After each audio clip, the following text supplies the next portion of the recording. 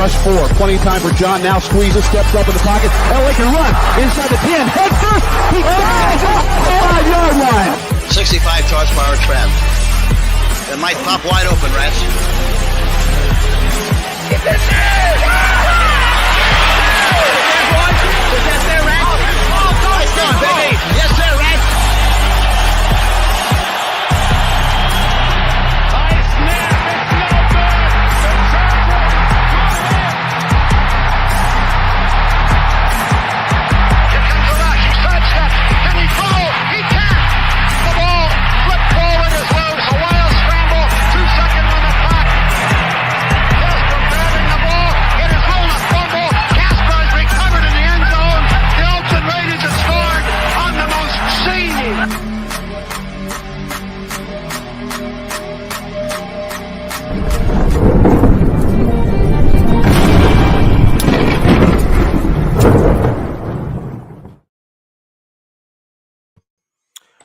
Welcome, everyone, to the Wild Wild West podcast. I am Richie Richey of the MHRT Network. To my left is Captain Jack of the Captain Jack channel here on YouTube. You can go ahead and find him on Twitter and YouTube. You can catch all sorts of information on the Raiders. And to my, I got to figure this one out. To my bottom right is Coach Defense, representing the Chargers. They've had some really interesting news these past few days, and I hope to get some more details on that from you. Welcome, Coach Defense. Thank you very much for joining us today. Last but not least, we have the newest member of the Wild Wild West podcast. Please put your hands together and welcome Alex Givens. I'm trying. That's good. I like that. Yeah, you know, a Raiders fan just simply can't clap and cheer for a Chiefs fan. I guess it's just it is what it is, right? Alex, welcome to the podcast. We're thrilled to have you here. Thank you. Yeah, I'm excited to be here and chop up the shop with you guys. Fantastic. So maybe we should just jump right into it. We have a pretty packed podcast for you guys today. We're going to delve into kind of the post-draft stuff here mainly today. And we'll start off with the post-draft signings and each of us kind of spilling the beans on who we think the best one for our team was and why. Maybe we'll throw it over to Alex if you want to start us off but the Chiefs. We can get some new Chiefs information. Jack, we know. We got it. Hey, I've never had the clap. Wow. That's how we're starting. There's a sailor joke in there somewhere. Yeah, Yeah. That's the line. The shot did get rid of it a couple times. Just to dive kind of right into some stuff the Chiefs did post-draft. I mean, obviously they had a very exciting draft, I'd say, from any Chiefs fan perspective and probably any football fan perspective. They did a lot of exciting things. But they did, they made some pretty exciting moves kind of immediately after. Obviously, they traded for Johnson in Houston, which I think could be a good addition, could not. But, I mean, they got him for like a 7th-round pick. So kind of a win-win, I'd say. But there's two really undrafted rookies. I'm really kind of excited to see how they, fit into the offense and if they carve out a role or not. One, I'm sure everyone's kind of been reading about it, is Justin Ross from Clemson. I mean, if you would have been hard pressed to find somebody who didn't say that guy was going to be the first receiver taken in this draft in the 2019 college football championship, when he just went off in the first half. And he's just had some injuries, but I mean, I think the Chiefs, are one of the best spots for him to go. I mean, you got Mahomes, so kind of hard to find a better QB and someone to maybe help kickstart a career. And it's like, if it doesn't work out, worst case, I mean, they signed him after the draft, so it's a win-win, I'd say, for both sides. But I'm really eager to see what happens with him, and maybe they put him on the practice squad and he kind of just learns the scheme. But I mean, he played at Clemson, so he's definitely got the athletic ability and route tree and hands to contribute early. And the other one that's kind of more under the radar is Jerrion Ely from Ole Miss. He was a running back at Ole Miss, and the only reason I'm intrigued by him is he was a 5-star recruit coming out of high school. I mean, probably top 1 or 2 ranked running back.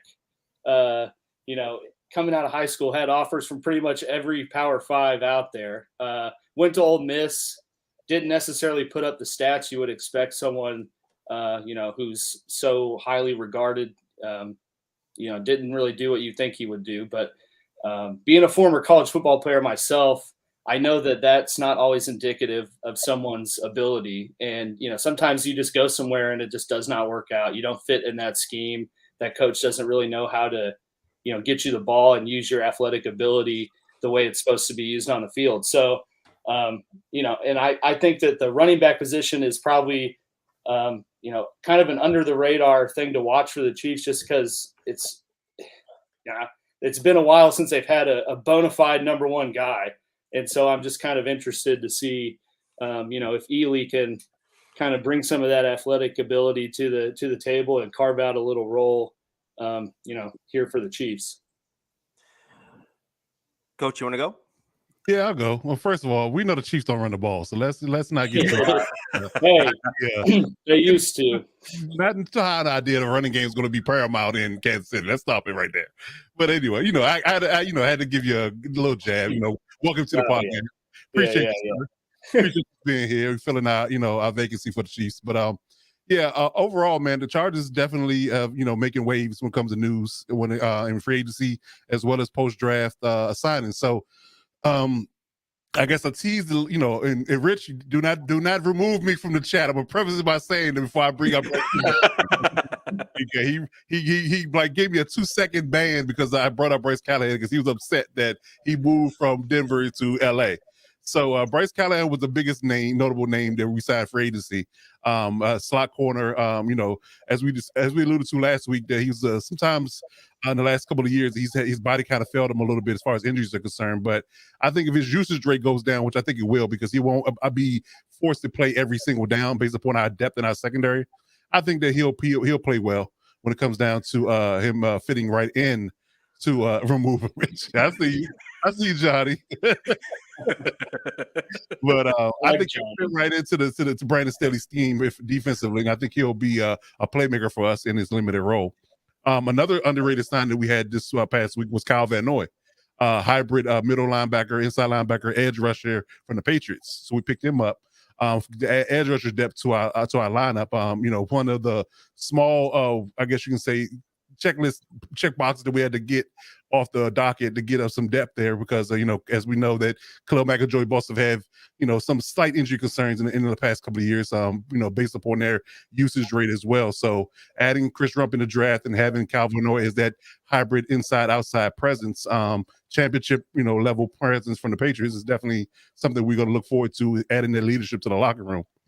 And I guess a notable one for undrafted rookies that we signed, I'm kind of looking at Letty Brown. He's a running back from West Virginia. I want to say I saw some limited tape on him. Of course, we don't get a lot of West Virginia tape in mainstream media, obviously, right? But he has some notable runs for West Virginia. He's definitely a grinder. He kind of fits the bill for more of an Isaiah Spiller type role versus Austin Eckler. So he could be that third or fourth back that we could use in our system to get more back to a balanced offense.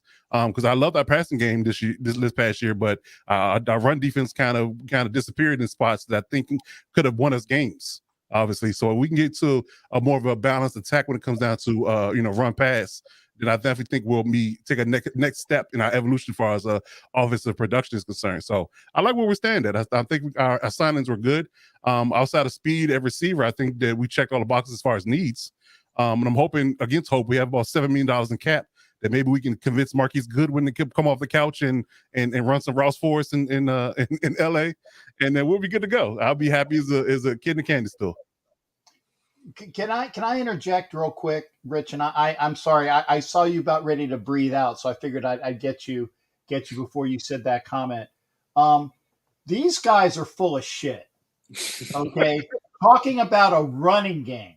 Okay, maybe the Gargler fan to a point because they have Austin Eckler and they picked up Spiller, but wait, no, I see. I can't do that either. It's hard. There you go. Your camera is directly mirrored, and there's the mental math that needs to take place for that.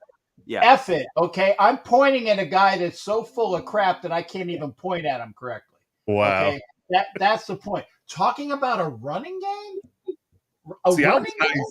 Alex, that was nice. Cap just got to give you all the vitriol. I mean, trust me, you signed up for this crap. And again, I know. I'm ready for it. And I'm going to try because I don't know the rules of the show. I think I'm only down for one S word. Okay. Yeah. So I apologize. I'm going to try to keep it maybe at that. And again, Johnny Bach, I'm sorry. I'm sorry because I don't swear on my shows either when I'm on Roku TV. There's a plug. Watch my shows on Roku TV as well. Shameless. But I just had to. But actually, to point though, no, I will give them this is the fact that the Chargers and the Chiefs and the Raiders and to a lesser extent Broncos, everybody has figured out that this is a pass happy league, but you don't win games unless you can run the ball as well and stop the run, which is why the defenses on all four of these teams across the division have gotten better all around. Okay. Yep. Better all around. So that's my one snide comment as well. And again, Johnny Bach, I apologize for throwing out the S word. So the only thing I wanted to say is I really like to hear some comments from those, especially from other teams on the signings that you've heard from both the Chiefs and the Chargers, and also any of your thoughts on some of the signings that both the Raiders and the Broncos have had post-draft, not just the draft, but post-draft as well. Kevin, I'll throw it over to you in terms of the Raiders, and then we'll talk about kind of what each of us have kind of brought up and go from there. Actually, the Raiders have been, I don't want to say they're asleep at the wheel because people said that we were asleep at the wheel in free agency, and then we throw out Chandler Jones, and then we have that signing of Devontae Adams. So we weren't asleep at the wheel. But I will say this, okay, and this is true. I had to check because somebody gave me crib notes, said, well, you need to talk about what's been going on after the draft. So like a good schoolboy, I did my assignment, okay, because that guy, okay, yeah, I can point that guy gave me the assignment, so I actually did. And the Raiders have basically done nothing since the draft, other than they signed linebacker Kenny Young, which was a very good signing, and then to sign Kenny Young, they released another linebacker in Justin March. And other than that, and waiving the rookie standout in training camp last year, Trey Regis, because they they drafted two running backs and they signed a third in UDFA, which is going to be that running back room was so crowded. I think they actually did Trey Regis a favor in letting him go to find, because he's a decent running back. And he's going to find a home somewhere. So that's literally, that's all the Raiders have been doing since the draft. Now, I can say conjecture is that there has been an interest in cornerback James Bradbury once he did get released by the Giants, because the Raiders are very thin at cornerback. They've signed a lot of the cornerbacks. I think that the Chiefs drafted every cornerback that was available in the draft. I'm pretty sure they did.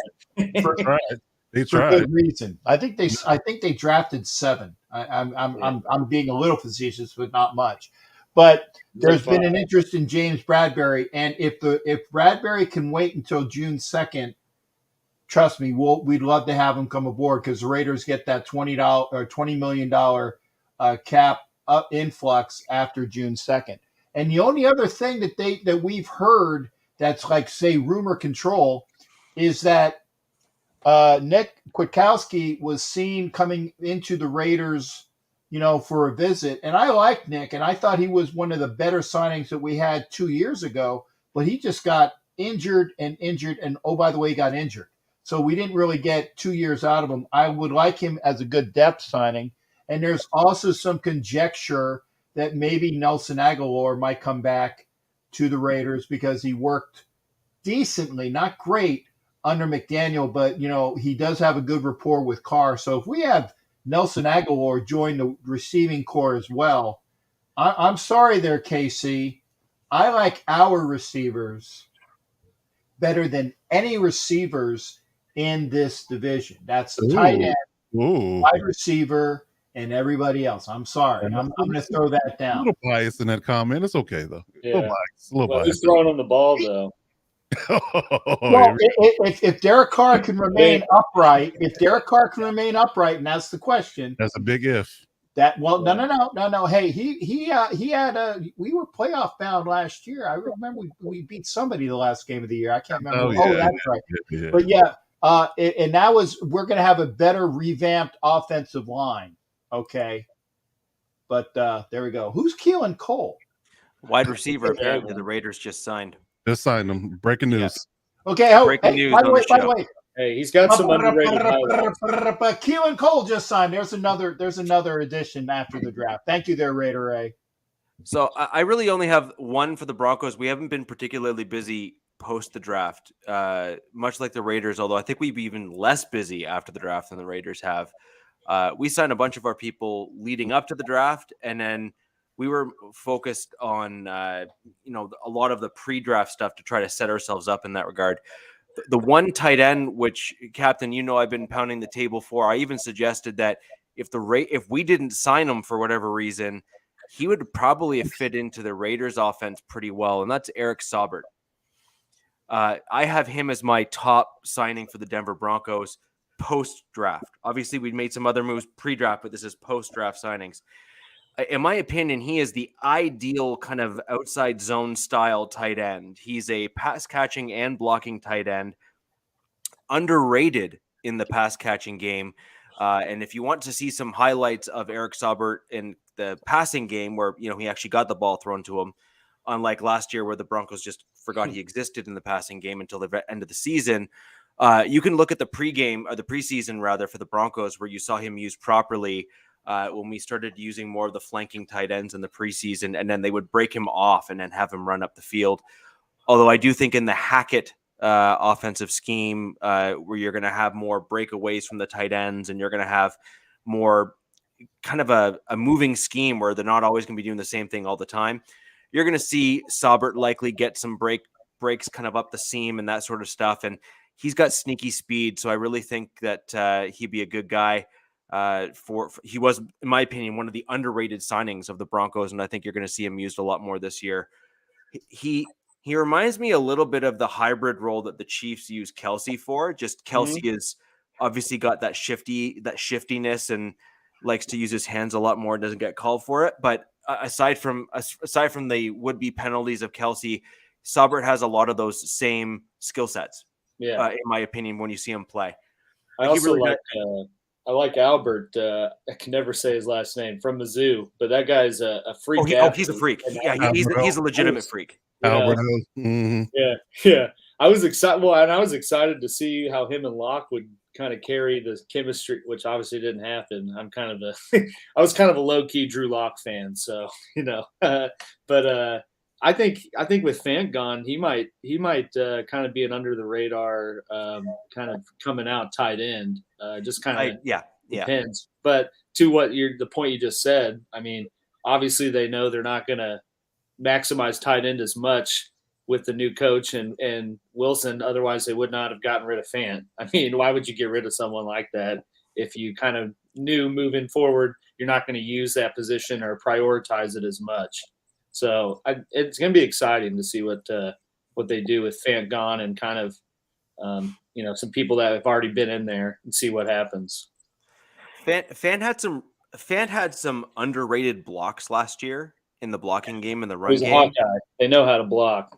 But the problem is that he also had some major misses in the blocking game as well. So I just have a funny feeling that the Broncos looked at the progress that Alberto was making in the blocking game, and he was already kind of a mismatch just in the passing game. Yeah. So I actually think that they looked at Albert O as almost an even kind of trade almost, in my opinion, for Noah Fant. Like I think they push. Mm-hmm. And so I think they basically looked at that and said, hey, if we can just keep Albert Owen and elevate him and have him work like he was working at the back end of last year and really started to be a difference maker, I think that that's part of the reason why they ended up keeping Albert O rather than holding on to Noah Fant. And as you said, Fant had some freaky speed and he had kind of some intangibles that were great, but he was just inconsistent in some of the blocking. And I think that when you're doing a run style outside zone scheme, you need that blocking ability. Yeah. I love this question, by the way. I do. I love this question. See, the problem is that you're going to ask each of us, and we're each going to say one of the other teams, right? Yeah. So yeah, it's going to be one of these. Right. The Spider-Man meme. Yeah, exactly. Right. I guess the only thing I will say is that it ain't the Chiefs. I can tell you that. It ain't the Chargers either. Oh crap! That leaves two. Right. First come, first serve. I have a funny feeling that the Chiefs are going to find out pretty quickly that the loss of Tyreek Hill was a greater one than they thought it was going to be when they sent him out the door. Yeah. So I actually think that while you'd like to joke that it's not the Chiefs, you might be surprised at the regression that you might see by the loss of a player of that caliber that forces another team to always kind of know where that guy is on the field. Mm-hmm. So I do well think that you may see teams playing you differently now that you basically have just that one top tier guy on the offensive side of the ball that has a proven track record. And, no offense, no, I don't see any of your other wide receivers even close to that same caliber. Oh yeah. Well, and I don't necessarily think that the bunch they brought in one of them has to be to the same caliber. I think collectively they got to account for, Tyreek had 159 targets last year, 1,400 yards and like 9 touchdowns or something. I kind of equated it to, like in Moneyball when they're like, how do we replace Giambi? And he's like, well, you don't do it with one guy, you do it with these 4. And I think that's kind of the approach they took. And I think it was to totally, revamp the offense, because you could kind of see it last year. The first 2 years of Mahomes, it was like teams were afraid to play like too high and kind of man across the board. And then you saw it last year. They were just doing it more and more. And it was like, they didn't seem to want to scheme outside of that. And so I think they were like, well, I think we got too complacent. So, and obviously, if you can get the draft capital they got from Hill and not have to pay him, I get why they did it, and I think they did it to kind of revamp the passing attack as a whole. Obviously, Kelsey's there; he's proven he's going to get his stats until he doesn't, and it just falls off a cliff. And I think they brought in guys to kind of collectively make up for Tyreek, but at the same time, not allow defenses to know all we got to do is make sure someone's over the top of Tyreek and no one else, and we're fine. Because honestly, last year it was Kelsey kind of banged up, people scheming Tyreek, and then we had to rely on Pringle, Robinson, and Hardman to kind of carry the load when you needed something done. And it obviously didn't work out. The AFC Championship game, they come out in overtime and try to throw 2 balls to Demarcus Robinson. It's like, why the hell are you doing that when you got here by throwing it to Tyreek or something? And so I think they did it to revamp and not allow teams to kind of scheme the way they have. So I'm going to throw in the AFC Championship game this year. Marcus Robinson will have at least 1 or 2 receptions. Yeah, catching beers probably from the guy bringing them to him. Hey, that was well played. I have to, that was well done. No hesitation either. I like it. Nice job. But I do think that, I would argue that the Raiders, the Broncos, and to certain extent the Chiefs are in a unique situation coming into this year, despite all of the positive changes that we've all seen. So the Chiefs are in what I refer to as kind of a danger zone for certain teams. Mm-hmm. You guys are attempting to retain your quarterback, but change out the skill position guys to try to keep things moving in a positive direction. Sometimes that works out, and more often than not, I know you don't want to hear this, it doesn't, right? No, it never turns out to, ever be the same again, right? And the Raiders and the Broncos are in a different situation where we're going through scheme changes and head coaching changes, which will have different challenges ahead. But while they're different, we're also the same, because Andy Reid's going to have to change his offensive scheme in order to fit the fact that he doesn't have a guy that's nicknamed the Cheetah for a reason. Yeah. Right. So it'll be very, very interesting to see how all three of our teams manage this. I think that Mahomes had started to show that he was mortal near the back end of last year, where people started beating you guys. And then I also think that now that you have more normal wide receivers on your team, that you're going to be more in kind of slugfest than you might be used to. So I think that'll be an interesting position for Mahomes, having never really had that challenge before in his career. And he's actually struggled with it most times where he's been in those scenarios, especially without guys like Tyreek or Kelsey in there. And then I think the Broncos and the Raiders are in similar spots just overall. I think our rosters are built to be more grinding style teams. And then I think that the Broncos have an opportunity if things click. I'd also argue somewhat the Raiders are in a similar position there, where we can start taking off and doing some things because we have a combination of a running and passing game. Go ahead, D. I want to hear, because I want to hear from Coach D. I don't want to jump in all the time. Okay. Well, I think you look at it from a collective perspective that everybody has a deficiency. And I would say, we alluded to the idea that the Chiefs the offense is going to look completely different. You have the same OC, you have the same head coach, same quarterback. Your weapons on the outside are different for the most part. Kelsey's still there. And we also can also admit that, Hardman and Pringle and those guys, kind of disappeared at spots, and they were kind of heavily relying on Kelsey and Tyreek, which made it easier to defend you once you figured out the blueprint. And I think they kind of came to fruition with Todd Bowles in the Super Bowl. They played you guys twice in that year. In the Super Bowl, they completely changed their approach, and they were successful, especially having an elite pass rush to get after Mahomes. So I would say for sure that you have to look at that perspective. For the Chargers, I would definitely say that although I think we're pretty balanced on both sides of the ball now between the draft and free agency acquisitions, we always have that one caveat that we always get in our own way.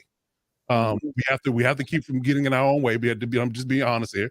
As long as we don't get in our own way and stay healthy, because I think injuries coupled with the idea of us shooting ourselves in the foot, or i.e. cheddar bobbing ourselves, shout out to we don't do those things, then we'll be fine. I finally have a modern quarterback, with an unlimited arm, Sunshine. Very good decision making, very mobile, not limited in any perspective, because when we had Drew Brees, there was a limited arm strength there. With Philip Rivers, there was limited mobility. Now you don't have those things holding you back. And the offensive line has gotten much better, and that's probably the best O-line I've seen in quite some time, way back to the Damian Tomlin heyday years. So I think that overall, you have to honestly and truly, hedge your bet as far as your matchups are concerned. But when the Chargers, I think that as long as we don't get on our own way, we can stay healthy. I think we can compete with anybody. Especially if we have a more balanced attack, like I alluded to earlier. But for the Broncos and the Raiders, just like you guys said, you have a new regime, you have a new scheme. And I was actually having a discussion with one of my coworkers earlier about this particular aspect. That when you have we switched schemes and switched themes, because you both had I was for sure the Broncos had a defensive minded coach last year. So you're switching a defensive minded coach for an offensive minded coach. Now the defense was good last year, but the offense was kind of anemic, in spots. So you switching gears and you have an offensive minded coach, but the defense take a step back. You have better personnel up front, but the secondary from a corner perspective is kind of light. So you have to look at it that way. Same thing with the Raiders. Offensive minded coach. Yet again, what is the defense going to look like? Can you get any stops? Can you get people off the field? Can you stop the run? So you have to understand that who you match up against week to week is going to matter based upon who you play is going to dictate whether or not you have early success. And the schedule is going to play right into that, so we can see what those first 4 games are going to be. Who exactly, who we play and how we match up against them, whether or not it's going to be a guaranteed win or we're going to struggle. So, yeah, I agree with that. I also think that the Raiders might have some challenges with losing Philo. I think that's or Philo. Yeah. Well, I call it. It looks like a French name to me, so I'm going to pronounce it as such. So I mean, I'm from Canada, so we actually look at French words and pronounce them like they're French words. Yeah. Let me get into my accoutrement. Yeah, it's like the gabagool. So just for the record, guys, it's foyer, not foyer. Okay, let's just we'll just set that straight right now. So so with Philon, he was a great interior guy for you guys, and it was a big loss, and you saw it when he went down that game with that center of the field. And I know you don't want to hear that, but at the end of the day, when you looked at that loss, it was like he was in and he was out, and there was a massive gap that when he was gone. And so I think that it'll be difficult to replace a player who showed that much heart and that much drive for your team, especially when you pair it with a guy like Crosby, who is, I don't care who you are, I don't care what team you're on, that guy's an elite player. Mm-hmm. Oh yeah, no matter what. New Orleans begs to differ. Sorry, Narlands is the proper way of saying it. Yeah, I should say it properly. But so that's really kind of my big thing on the run stopping and stuff, because I truly agree with what you're saying. You need to be able to stop the run. You need to be able to do those types of things. I do have a question. I have to interject. All you people that always talk about friggin' what the old school boxes. Let me talk to you about a nose tackle. I got a nose tackle for you right here. But I also drafted one in the draft. Okay, the kid out of LSU, Bill Farrell Jr. Yes, sir. Thank you. And by the way, like I said, that kid's a monster. Gonna play the nose in the run game. He is definitely a monster. Yes. Right. And putting him next to the other kid that we drafted, which is Matthew Butler. Dude, I'll just throw him your way. You keep going with those names, baby. You keep going with them names. They signed Bilal Nichols too, right? Thank you. Hey, you guys can do the show for me. I'll just sit back. Hey, what else did we pick up? Yeah, what else do you want to know about your team? We got you, Cap. See, and like I said, the defense has gotten immeasurably better. And like I said, the only thing on our defense that I think is suspect is the cornerback position. Yeah. Safety too, outside of Moore. Well, Merrick I like, but I think that this is going to be the year that Gillespie breaks out. Okay. Because I saw him at Mizzou, and the kid was wonderful at Mizzou. He just got the injury bug last year and couldn't do anything, okay? Anybody that can keep Kyle, what's-his-nose, the tight end that the Gators had, to like one catch maybe during the Mizzou Gator game can cover somebody. And if he can keep Kyle, the other kid, there was two Kyles, okay? And I'm a Gator, and I even forgot his name. Two youths. Yeah, two youths. Two what? Two youths. Anyway, Gillespie, I think, is going to be good. Abram might not. Abram's going to be a package deal. He's going to come in when they know they're not going to throw, because you can throw on Abram all day long. Okay. He's a package deal. Everybody. Exactly. Tries to be Rodney Harrison. Yeah, try to take your head out. The cornerback, and that's why I said Bradbury is a key. You pick up Bradbury, and I've been waiting for this all day to say on the Kansas City guy. How many catches did Kelsey have in the Giant game last year? Not enough to remember. 0.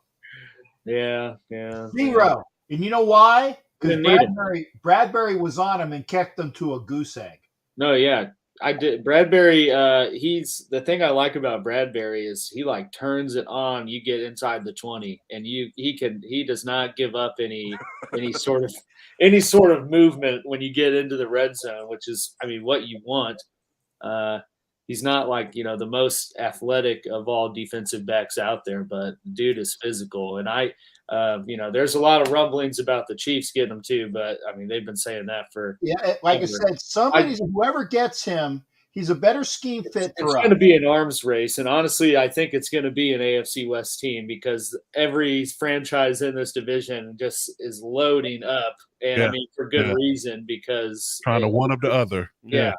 And so I truly think he's going to go to let's go, Robert, go Chiefs finally. Hey, he's my friend. He's not your friend. He's my friend now. Okay. But no, I think Robert, really good guy. I think the Raiders, the only thing is the Raiders is the problem is they just cannot seem to draft very good. I think it was big that they didn't pick up the 5th option on all of their first round picks. We talked about that last week.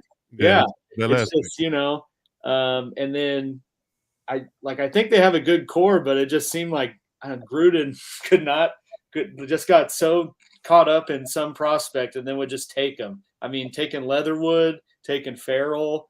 I mean, you missed out on guys, and I think I mean, while they're good, I think that was the biggest hindrance outside of some position groups is just the fact that they can't seem to land their draft picks.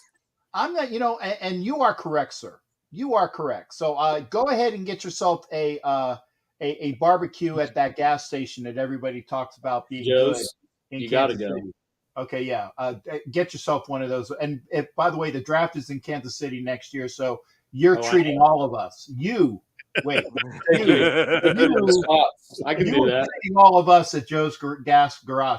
And you are correct. Like I said, Gruden and even the regime before that with Reggie McKenzie and whoever drafted before that, okay, they sucked for the most part. In the first and second round, they sucked. But let me ask, is Gruden and Mayock there anymore? Is Reggie McKenzie there anymore? No. But you know who is there? Somebody that actually knows how to build an organization because they were at the sleeves of some guy named the Hoodie all these years. And I think that the Raider organization is now relevant. Again, we'll see, but I like what we did this year in the draft. Other than the 3rd round pick who was from Memphis, and again he graded out as probably one of the best run blockers in the center guard position there. They got quality kids from programs that actually have names: LSU, Tennessee, UCLA. Okay. Where else? I'm thinking UCLA. The Ohio State University. Okay, and Georgia. That's some good quality programs. And I also say in undrafted free agency, they picked a linebacker up from Iowa, unheard of, picking actually a great product and plugging him in the UDFA. And then with getting a kid with what you can't teach size, by the way, 6'8", 350 for Bam Olasene, and he was sitting there. Machine legs. So again, you are correct, sir. Gruden sucked at drafting. Yeah, he did. Well, and he Antonio Brown really panned out too. Oh wow. Yeah. Antonio Brown really panned out too, didn't he? Let me ask a question. How many games did Antonio Brown play for the Raiders? He didn't make it out of Hard Knocks. So that's what I'm saying. He is not a Raider. He is not a Raider. He is not a Raider. I'm just saying. You struck a nerve, Alex. You struck a nerve. All right. Yeah. Okay. All right. I'm sorry. So moving on.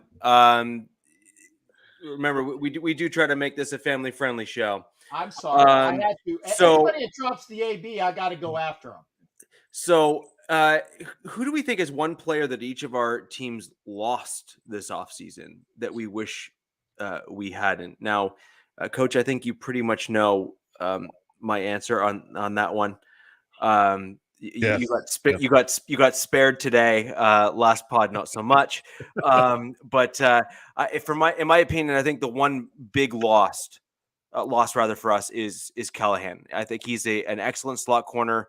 I think when he's, in my opinion, I thought he would have been a great guy to help bring up even a younger guy, but like someone like a Nasang Bassi or even someone like that as a mentor to kind of help him read the field and kind of put himself in a good spot and that kind of those types of things. But Callahan is my guy that I have for that particular free agency loss. I think he was a major player for us. He had obviously those injury concerns and injury issues, but I think that if you can use him in a 50-50 type role of playing key downs, important downs, getting himself warmed up and on the field, and then bring him off to help kind of not get himself hurt, I think that is probably going to be helpful for him. And I do think that the Broncos have younger depth that could intermix that would have helped him kind of spare his body, for lack of better words. But he is the one guy that I really liked and I really wish we kept. And Captain, you did bring up another free agency loss. I was not happy to see him go, but I also wasn't as torn about Kenny Young as I was Bryce Callahan. Kenny Young came into the Broncos post Von Miller trade to the Rams. He really did turn around the inside linebacker room, particularly in the early stages, and it did seem that he and Baron Browning had a great kind of 1-2 punch when they were both in together. I will say, though, that I felt that Kenny started to slip off after the first few games and started to get exposed a little bit in coverage.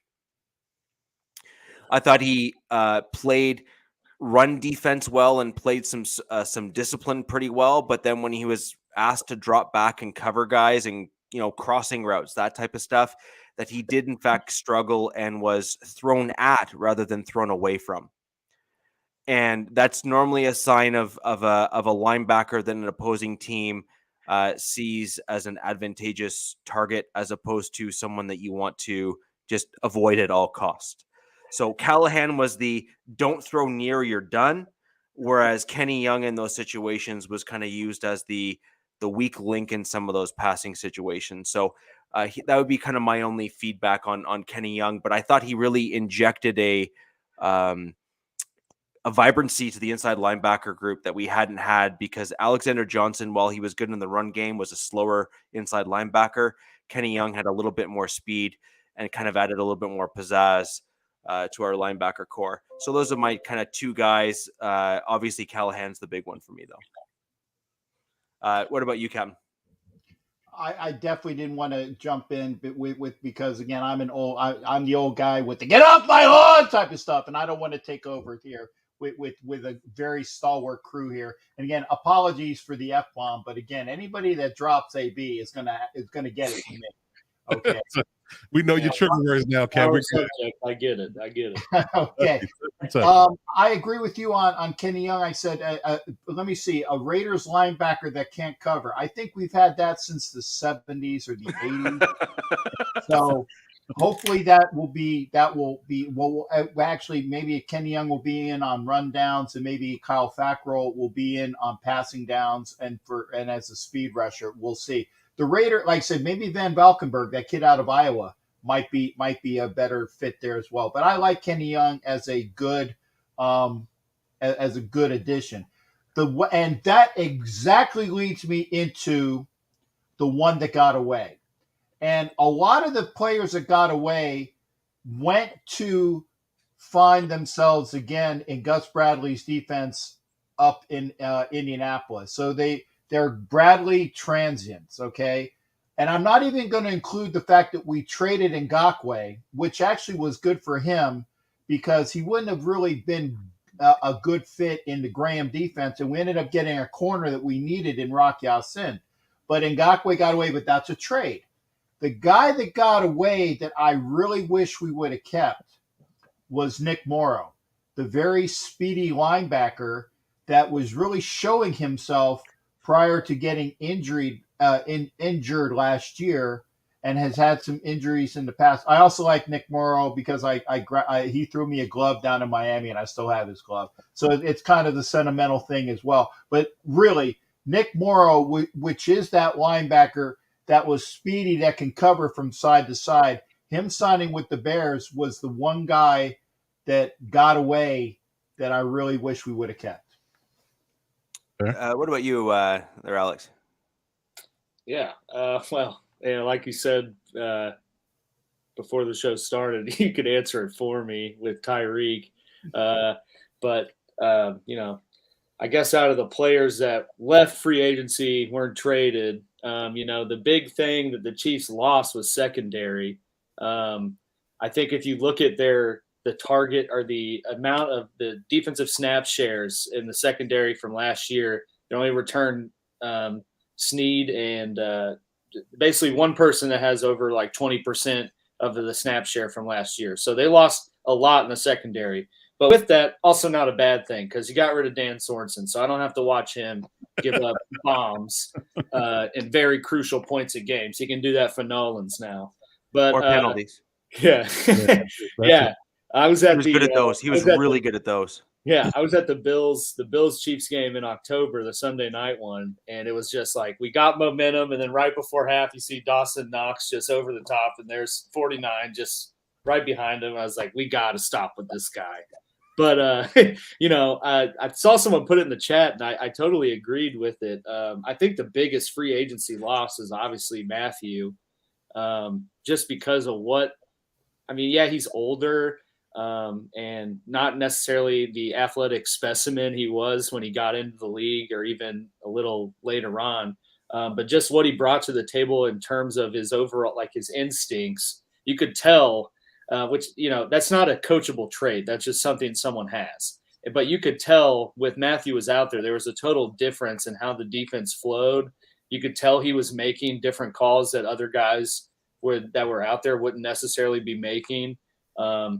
You could tell that he watched film and was prepared and knew how to get people around him in the right spots. Also, he was kind of a liability to some degree in the passing game as he got older, but he played pretty well in the run, and I just think that is going to be a pretty big loss. But I think they brought in guys to kind of fill those shoes. It's just going to be. It's going to be difficult to replace that. Same with replacing Hill, but I think they try to do the same approach and bring in a group of guys that can hopefully kind of account for what Matthew brought to the defense. Fair enough. Excellent. And Coach, what about you? What do you think the Chargers lost that you wish they hadn't? Well, my biggest, I guess you can say, my sentimental pick for our team was Uchenna Nwosu, USC guy, Carolina guy, born and raised. Him being a dominant finesse edge rusher for us in the past 3 years of his matriculation in his career was definitely big for us. Him paired up with Bosa was a really good 1-2 punch when they were both healthy. But I think that with the idea of adding Khalil Mack when he was I guess your perennial all-pro type of talent, you kind of once we signed or we traded for Khalil Mack, I knew Chenna's days were numbered. I mean, you can't keep both because Chenna was up for a contract, 25 years old. He was up for a big deal. And you paying Khalil Mack the money you're paying him based on his contract. So you have to ultimately kind of hedge your bet. Khalil Mack, Uchenna Nwosu. You kind of deal with the now versus the potential of later. I think that Uchenna is very instinctive, makes plays, wreaks havoc with people when he's very unassuming. They'll really think he's the air quote person that a dominant from a dominant ilk, but he just be in position to make plays when you don't expect. So he was definitely a good added bonus to our defense. So that's probably my number one, and my 1B would be Kaiser White, the linebacker that we lost to the Eagles actually. Because I think Chenna went to Seattle and Kaiser White went to he went to the Eagles in free agency. He's in hybrid actually. He was a former safety in college. They converted to linebacker. And he's very versed in coverage skills as well as being a thumper in the run game. So having that dual threat and 3 down type linebacker was a loss, definitely. But I would say 1A for me would be Chenna, and 1B would be Kaiser White. So it looks like one of the Raiders guys has a question for you, Coach. I'll wait for that to go into the chat. This is the whole purpose of the show, guys. You have access to all 4 AFC West teams. So we really want this to be a collaborative group effort of having all of you guys jump in, ask questions, and get some information that you otherwise probably wouldn't be able to find as readily, just because we are all fans and following our own teams far closer each than we are the other opponents that we go against twice a season. So this is a great opportunity to kind of ask those questions that you kind of wanted to know the answers to, or, whatever it may be. And also, if you like the podcast, please go ahead and comment on the respective channels that you're watching them on. Go ahead and like those videos as well. Help that algorithm out so that other fans of our collective teams can get in on this podcast. That is one great way that you can help us out, not just individually, but collectively as a podcast. That would be great. And for those of you that prefer to just listen to us talk and just love our voices, we are available wherever podcasts can be found on most podcast platforms. Let's go ahead and see if that question made it through the chat. I don't see it there yet. Yeah, it was from Jack Kenna. Jack, put your question up, shipmate. They are allowing you. And Coach, while we're waiting for that question, I told you last week that his name is 50 Who. 50 Who. Okay? Well, I'm not going to tell you again. And then you throw out matriculate. You throw out matriculate again, and I told you that's a Chiefs thing. Just for you, mark it down. I'm wearing my Khalil Mack jersey next week on the site. I'm letting you know. I've already got it ready. It's already clean and ready to go. Khalil Mack jersey preloaded for the show tomorrow next week. All right. 50 deuce to you. He's 50 deuce in the target. 50 deuce. Yes, indeed. Deuce. Well, there's some other comments that could be made if you're going down that route, but that's fine. But I think Mac is an interesting one. I think he had a bit of a stretch, and I think that he's had splashes, but he hasn't, from what I've seen recently, been able to sustain that type of success that we saw when he was with the Raiders. So it'd be really interesting to see if he can start kind of stitching games together. Like he has a splash game, and he kind of just kind of falls off now. And whereas before, when he was with the Raiders, he had big 3, 4, 5, 6 game stretches where he was just a wrecking ball. So right. I'd like to kind of see that. Bring that back up. I would. And I think, again, it's about usage as well. The Bears defense was on the field way too much in the last 3 years because they just couldn't manufacture any offense. So it's just a method of burnout. If you cut down his usage rate, from a pass rusher perspective, I think he'll be much fresher at the end of the season. And I think that goes to anybody, that's not 22 years old. And arguably too, I think with having Bosa there, it's going to kind of revive his pass rush and his stats, because you look at Chicago. Robert Quinn had like 20 sacks last year. Why do you think he had 20 sacks? Because teams were accounting for Mac, not him.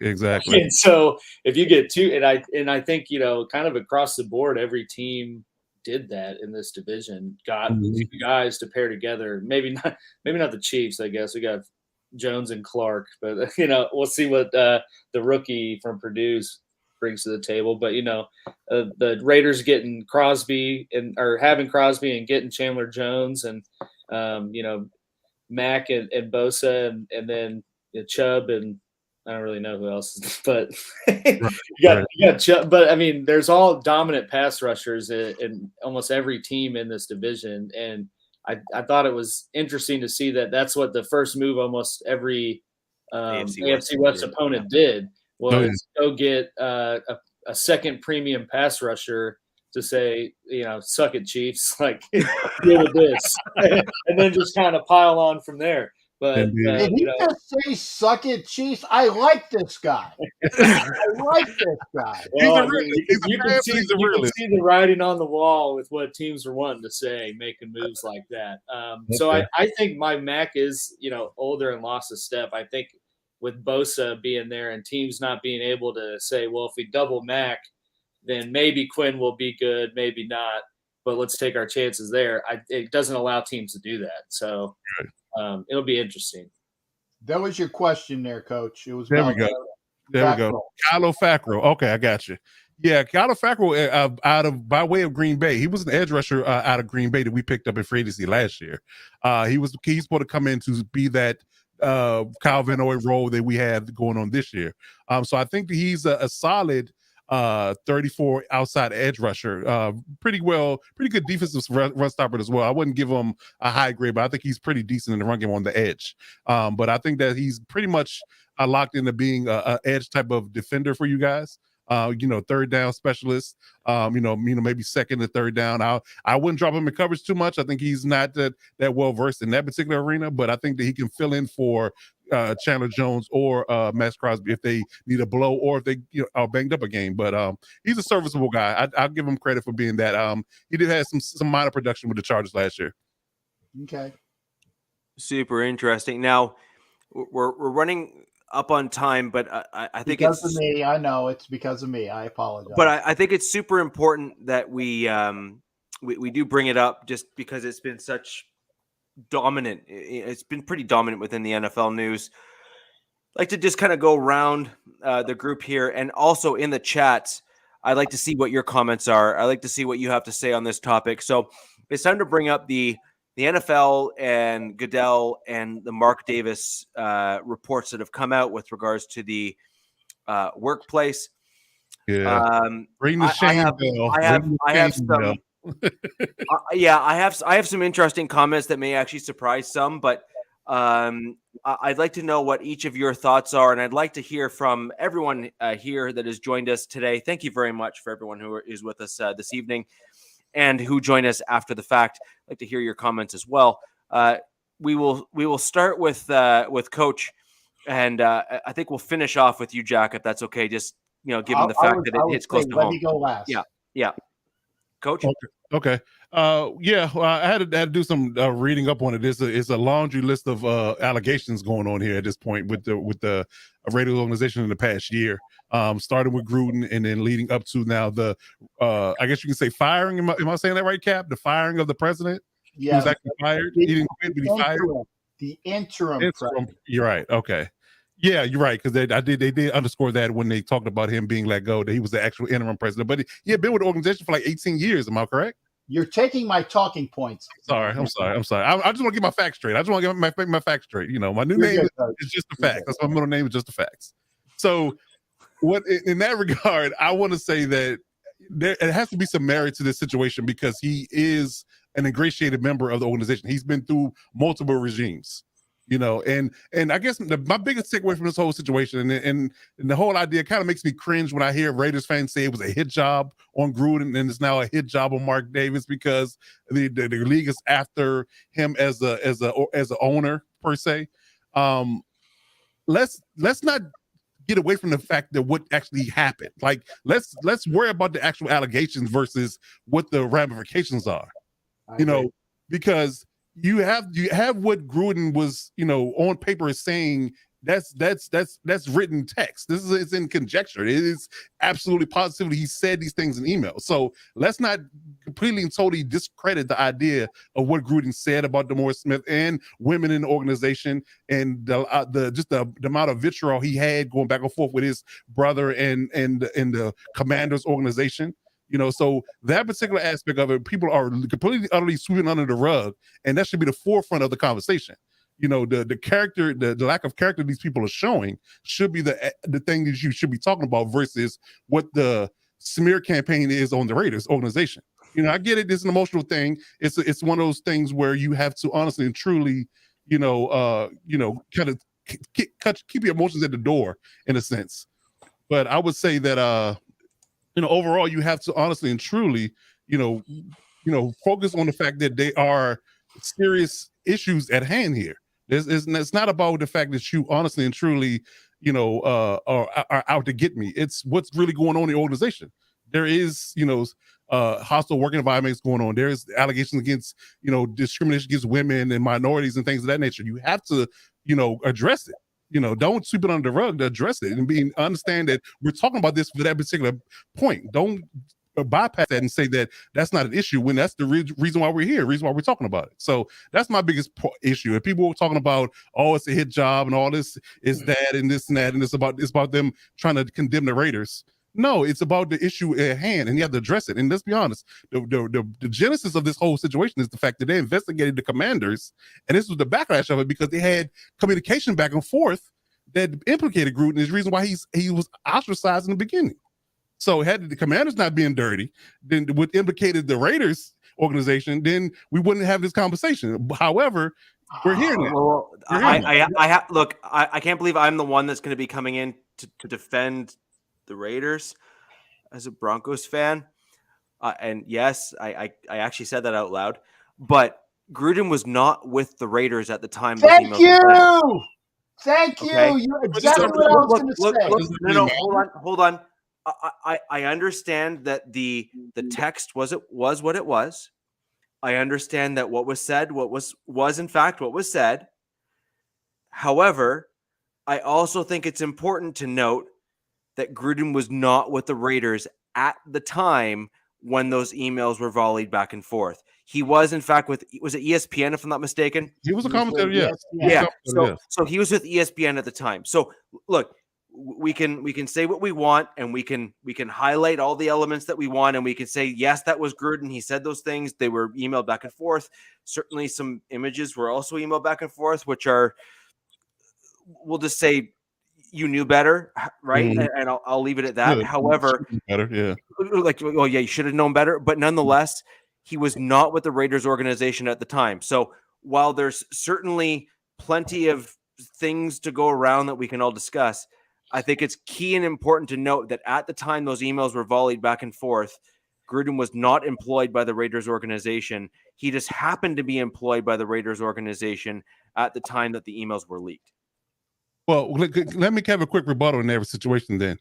Yes, he was not employed by the Raiders, but he was subsequently employed after the fact. So when these things come to light, does it matter exactly, what your situation was when it happened versus what you are now? Like, hypothetically, let's say a political official, political officials have been removed from office because of things they've done in the past. It had nothing to have to do with what they were doing at the time, but the simple fact that they did these things and they have a long history of these character problems. People automatically say we can't do business with you because of your history. So if they can do that in other spaces, then that's what's going to happen with Gruden. Because he was employed by the NFL as a head coach of a team at that particular time. Whenever it comes out, whether it be 5 years, 10 years, 20 years in the past, it came out, and people have gotten canceled for less. Let's be honest, they've got canceled for less. So whether he was a Raider at the time or not, when it comes out, whoever he's associated with at the time going to feel the wrath of his transgressions. So that's where it lands for me. Alex, we'll maybe go to you, and then like I said, we're going to end with Jack. So we'll kind of do the right to left and then up here, and yeah. So unfortunately, I didn't look into this all that much because I kind of see the headlines and I'm like, it's the Raiders with another issue. Like, what do I need to read into this? But I did try to kind of look into it, which most of what I read just kind of was like a quick blurb of, he said he was fired for workplace or for bringing hostile work environment remarks to the owner's attention, and was fired in retaliation. I with my profession, to me, that's not enough facts. I'm not gonna have an opinion until the full story comes out because, that just anybody. I could go out right now. I could get fired from my job and start tweeting. I was fired for retaliation, and who knows if I actually was, but I'm just pissed off in the moment because I lost my job. Not saying there's no, substance or value to what he's saying, but I just don't at this point, and maybe I didn't look into it enough. Maybe there's more facts out there, but to me, what I read, there's just wasn't enough to it to really, have me kind of one way or the other with it. And I had a conversation with my buddy not too long ago that I said, I'd be willing to bet that there's some sort of workplace hostility inside almost every NFL franchise's front office because it's such a high pressured career. Even they're making, a GM's making a couple million, but he's not guaranteed to be there in a week if the owner doesn't like what he's doing. I think that part of it, not condoning whatever may have happened or what didn't happen, but I think that, some hostility is just kind of a nature of being in the front office because you are constantly under this pressure to bring in fans and be competitive and save money, be under the cap, but make sure we don't lose more games than we did the year before. And so, I don't think there's enough about it to really know if this is a legitimate story yet at this point or not. And that's just kind of my 2 cents on it. So we'll just say Coach and I are on not different sides, but we're certainly coming at it from different perspectives. I hear stuff like this and my gut reaction is prove it. Like just prove it. So if we're talking about the Gruden emails, obviously there's written proof and you look at it and you say, well, that's pretty hard to dispute. However, my other comment on the Gruden emails and just the emails in general is out of 650,000 emails plus, the only emails that have come out of an organization that was proven to have exploited cheerleaders and a whole host of other things happen to be the only ones are John Gruden related. Yeah. I mean, like they're like the sniff test, like literally I'm in Canada, north of the 49th parallel. It smells like crap from here, right? Like, I'm sorry. There is no way that an organization that has had that level of corruption going all the way up to the top that has been, I mean, there's lawsuits that have some credible evidence that is being presented and groups of folks that are saying, release the stuff, and then there's refusal to do so. Like, I'm sorry, but there's no way that the worst of the worst were the Gruden emails that came out. I'm sorry, just no way. I don't believe it. No, I just don't believe it. And I'm sorry, just the answer is no. I get it. Now, Cap, can you help me out with this? Is the analogy you have gangrene, you cut the hand off to save the body, and that analogy is the old military analogy. If you have gangrene, you chop the hand off to save the body. You don't just discard the whole body. So I think that's what the league is doing. They use the Raiders as the issue of being, I'm gonna chop that hand off so you can't expose the rest of the corruption going on inside. I'm just gonna use that as a mechanism to get the pressure off what's really going on in the entirety of the league. So yeah, it could have been one of those things where since we have this smoking gun, we're going to use it and use it as a method to basically overshadow the fact that this has been going on in multiple teams and multiple organizations for years. That very well could be a point. Right. So I mean, this one's for Johnny. I'm going to go out and about and go take out the garbage, and then I'm going to come in and get a pop, and then have a chocolate bar. Those are all Canadian things, just for those of you who don't know. Okay. All right. And I was trying to do the best I could to highlight my Canadian accent. So thank you, buddy. But just have to apologize after you say everything. I know. See, I'm not one of the polite Canadians. I'm sorry. You landed on the wrong dude. But on that element there, and back on that piece, John Gruden was also one of the very few head coaches in the NFL who was extremely vocal against Roger Goodell and the NFL and the way that they're being run. And I think that's also part of the reason why Gruden has the Commanders now. No, they were the Redskins at the time. They were, but keeping track of their name is becoming literally a full-time job. So the Commanders is now, obviously at the time they were in fact the Redskins. However, looking back at what occurred, Gruden was very vocal against how the NFL was being run, didn't like some of the rule changes that he saw as softening the game. I happen to be a rugby player, so playing football in Canada is actually extremely difficult to do because they have all these requirements and most high schools and whatnot won't do it. but rugby is our thing because we have like the whole UK influence. So I was a rugby player, and hitting people at full speed without pads is a lot of fun. So I was game for that for sure. But so when we looked at all those sorts of things here, and you see kind of what Gruden was doing, it's almost like questioning the league, questioning the powers that be. And when you're within a league as powerful as the NFL, that's not going to fly particularly well. And it's no surprise to me that they saw a great opportunity to try to sweep something under the rug by basically getting rid of Gruden. And frankly, that's the way it looked to me. Now, looking at the current situation with Mark Davis and some of these other pieces here, I know, Alex, you're going to know a little bit about this, but the gentleman that was fired, Dan, from the Raiders, was general counsel for the Raiders organization. So he would have been privy to a fair amount of the legal information within the organization as a result of his position. I have a few questions as it pertains to what's gone on here. If you've been with the organization for 18 years, and this is the first time that you're going to come out and verbalize and vocalize this type of stuff, that just rubs me the wrong way. That's kind of like the ex who's scorned by the fact that you said you don't want to be together anymore. Mm-hmm. And then all of a sudden it's like, he's an awful person. Oh my God. It's like, oh really? And so it's just kind of the, A little sus.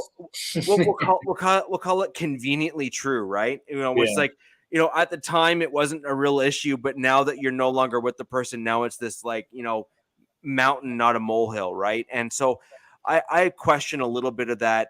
Now, there is some flip side to this as well. Being general counsel for the Raiders organization, he would have in fact been privy to lawsuits that would have flown through the organization, like in terms of flowed through the Raiders organization, and seen HR suits that would have been settled out of court. And so as much as I'd like to say, hey, I think this is all crap, and I think this is someone who got fired, didn't like it, is now trying to, smear the organization publicly because he's in fear that he may not get another job. So he has to find a valid reason as to why he was shown the door. The flip side of that is also just as plausibly true. And that is, he did in fact, or could have potentially seen a plethora of suits that came through the organization that were in fact HR related and did have some of these allegations in it. And if it was within the same select few people who are being basically had the finger pointed at them, and if the organization didn't do anything about it, it is equally as plausible that the opposite is also true. Simply because the position within the organization would have certainly afforded them the opportunity and the likelihood of probably being the signatory on most of those documents, just simply because he was the general counsel for the Raiders. So it's really, really interesting that the person who was terminated here and the types of allegations that were being made. However, after 18 years, if this was such a moral issue for you, Mm-hmm. I mean, I'm sorry, you should have quit on premise alone years ago, and you would have looked much better than you do now. And kind of to your point, if he was seeing like settlement documents or out of court things, dealing with that, why would he? You don't think the owner would already know about that? So like, why would he need to bring that to the owner's attention? Correct. To subsequently Right. get fired. So I mean, Yeah. it like I said, I just don't. For me, there's not enough out there for me to buy one narrative over the other. Right. It just see how it plays out. Right. And that's why I kind of threaded the needle a little bit there. But at the same time, I wanted to highlight the, I guess, the hypocrisy of immediately leaning towards one versus the other, because there's no way that someone in his position would not have seen those documents for years. Yeah. And if this was such an issue, then he could have, quit effectively on moral grounds and publicly made that statement before now. And then on the flip side of that, it's like doth to protest too much. It's like you got fired and now all of a sudden now you're complaining. So there's certainly enough evidence to support potentially both narratives.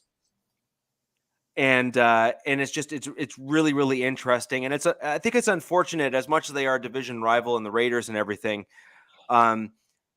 I think that these are some really unique circumstances that are being put on the Raiders organization, which ultimately I do question a little bit as to, with everything that's going on and all of the allegations that we've seen so far in the NFL, and I'm including things like the Dolphins, I'm including things like all of these other suits, why is it that all of the detailed information is only coming out about the Raiders and everything else is crickets? Mm-hmm. Look, they are the Chiefs-Broncos rival. I am certainly not cheering for them to beat us or do well on the football field. But at the same time, from a practical and just logical perspective, if it smells wrong and looks off and has all of those indicators that are kind of screaming at you, you do have to start questioning. Jack, over to you. Thank you. First off, you definitely summarized a lot of the good things. I am gonna and again, so if you wanted to get the summary, it's what he just said. Did I point that right? No, what he just said. Okay, in good summary.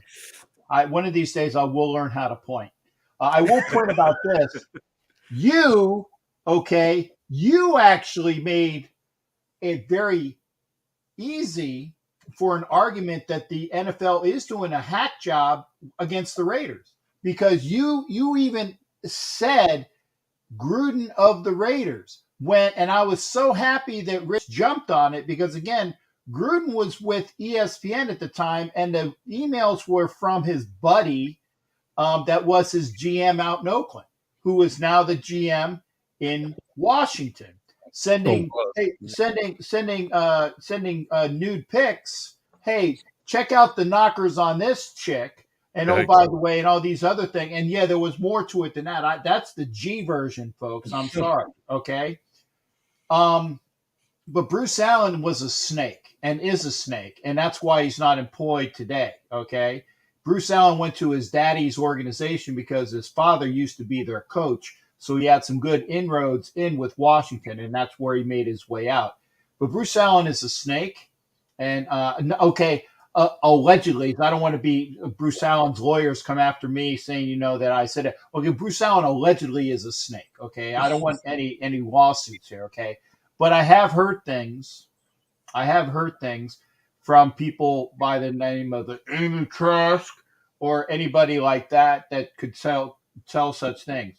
There is some stuff going on, but the NFL, out of 650,000 emails, and I'm an analyst, by the way, I actually do this for a living, you're only going to give me 3 that have anything wrong with them, and of those 3, they concern John Gruden when he wasn't even with the Raiders, but you're going to out them. And this was an investigation about the Washington effing football team.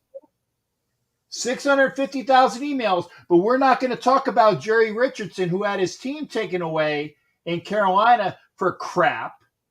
Okay. We're not going to talk about the owner of the Patriots that likes to get a rub and tug down in Florida. Okay, we're not going to talk about Jerry Jones, who has guys doing coke and whores and all the other stuff in Dallas. No, that doesn't occur. Okay, but the only thing about Kraft out, huh? You forgot about the happy endings. He said it. He said that. I didn't hear the joke in there, but yeah, okay. Yeah, and by the way, it's Wild Orchid and it's in Stewart. Not that I know about it. Okay, now I don't. I just know where the place is, right? But what I'm saying is, of all the other owners, and not one of them, and it's Dan Snyder, by the way, who's a multimillionaire, and Robert Kraft, who's a multimillionaire, and Jerry Jones, who was like maybe even a billionaire, except for maybe the Seahawks guy. And not a one thing was said about any of the other emails. And you can't tell me that of 650,000 effing emails that they're going to pick out 3 and it's about John Gruden. Why? Because Gruden called out Goodell, called him a schmuck, amongst other things, talked about the pussification of the game, talked about, how, he said sexist thing about lady referees. And he talked about the gentleman that played for the Rams that was gay. Okay, all of that stuff is true. Okay, And it was not of a good light. I'm not saying that John Gruden is the greatest thing since sliced bread and what he said was wrong, but this is one of those things when you're with your buddy, and he was talking Bruce Allen, how many times are you going to say stuff with your buddy that you might not want to let other people know what your views are? Okay. He did call DeMaurice Smith, said that he had lips like Michelin's. That's a quote. Okay. That was a knock on DeMaurice Smith. I don't necessarily think it was a slander of African Americans, but it was taken like that. Okay, and that is the truth there, Coach. Again, that's exactly what the quote was. He had lips like Michelin tires. Because I'm going back to exactly what was stated. And the African American community went off on that, and rightly so, because that's a what do you call it? A thing that is cast upon as something that is slanderous and it's disparaging. Thank you, partner. I appreciate that. But all these things, they went after Gruden, and Gruden was with the Raiders, and Gruden didn't like Goodell. So add that up. 650,000 emails and nothing else is said. That's bull freaking shite. I'll make it English for you to make it a little bit better. Okay. Now, to the Mark Davis thing, because I had to do the one to do the other. Dan Ventrell was with the organization for 18 years. I got the information of what Dan Ventrell stated in the in that press release from a source that used to work for the Raiders that is a very good friend of mine. I won't give out his name. And the reason why he sent it to me was, and he didn't say it, but it was implied. Look at this. Look at this. This is some serious things going on. And I'm sure it wasn't because he's a fan of Mark Davis. Okay.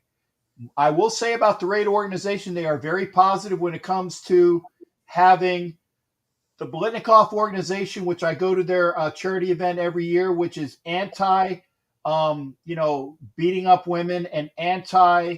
They're very pro keeping ladies in good course. Very good organization. Look it up. It's Blitnikoff, Blitnikoff.org and things like that. Great organization to go to. So they have that going for them. But I'm also telling you this, folks. Mark likes to spend a lot of time at Hooters, and I'm sure he's not going there because of their wings. Okay? He spends a lot of time at Hooters. Line up the dots there, okay? He's kind of like Uncle Jed, the inbred owner, okay? Not high quality caliber, and the NFL is looking to get him gone. They are looking to get him gone. And whether this information that Dan Ventrell stated is the impetus for this, I'm sure that it falls upon the laps of Goodell and all of his lawyers to use it accordingly. I'm not saying that Mark Davis didn't have some issues, but I'm telling you, if you're involved in the organization, you can sweep a lot of things. You can sweep a lot of things. So again, we will see what is going out. We will see what the evidence is, okay? And yes, he should. Whoever is his barber needs to be shot. I get that. Okay, that goes without saying, okay? That's an easy joke.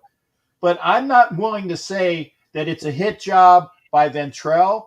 I'm not saying it's a hit job by the NFL, but I will say that the NFL does not want Mark Davis to own the Raiders and is looking, be it by this impetus or other means, to get him to sell the team. That is a firm belief, and I rest it there.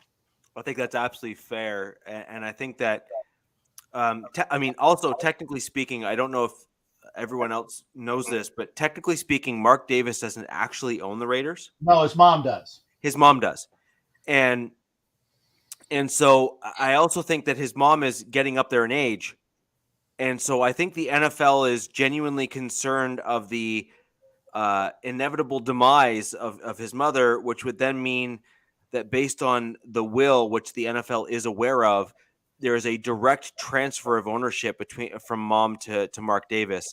and I do in fact believe that that there may actually be a push from the NFL to get Mark Davis out before he is in fact the real owner, as in like the primary owner of the Raiders, which would make a lot of sense, right? When you're really thinking, if the NFL doesn't want the Davis family involved in the NFL any longer and they want to force them out, this is really the great time to do it, because Mark Davis is in fact the head or the figurehead of the Raiders organization.